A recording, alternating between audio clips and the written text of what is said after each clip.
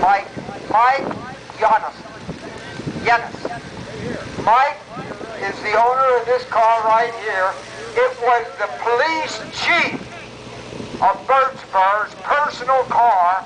He was paid so much a week by the borough to lease for using his car. It had a rumble seat, has a top, right?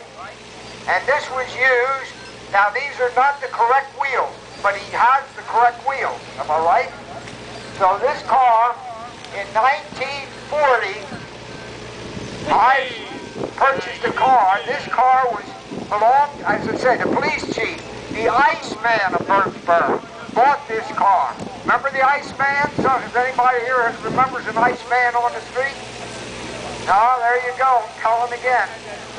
Okay, he purchased it for his son, who was the father of London Hayne, right here, from Birdsburg.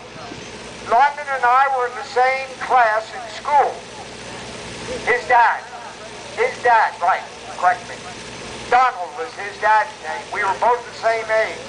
I purchased, his dad had more money than my dad, so his granddad bought the car for his dad, and he didn't have to pay for it. My granddad made me pay for this one. He made me pay $30, and it didn't run.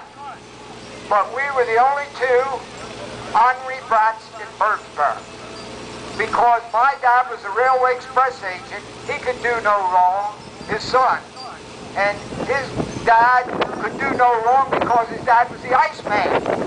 So we would get down Lincoln Town Hill and the hill by the school, side by side. Now get this, it wasn't legal, and the kids would give us a push, and the kids in the class would bet 5 cents on the car that they thought would get to the bottom of the hill. Now remember, it was a 2-lane highway, but we put people on each side of the crossroad so a car wouldn't pull out in front of us. And then whoever won the money, we would take them for a ride in the car that won. Now, that's some of the story. Some of the other stories were, this has a 3-speed. My car, this one only has 2 speeds on the pedals on the floor. So I had to go wherever behind him because his car would go faster. Now after a basketball game, he would head off with a chickadee. I would head off with a chickadee and he'd lose me.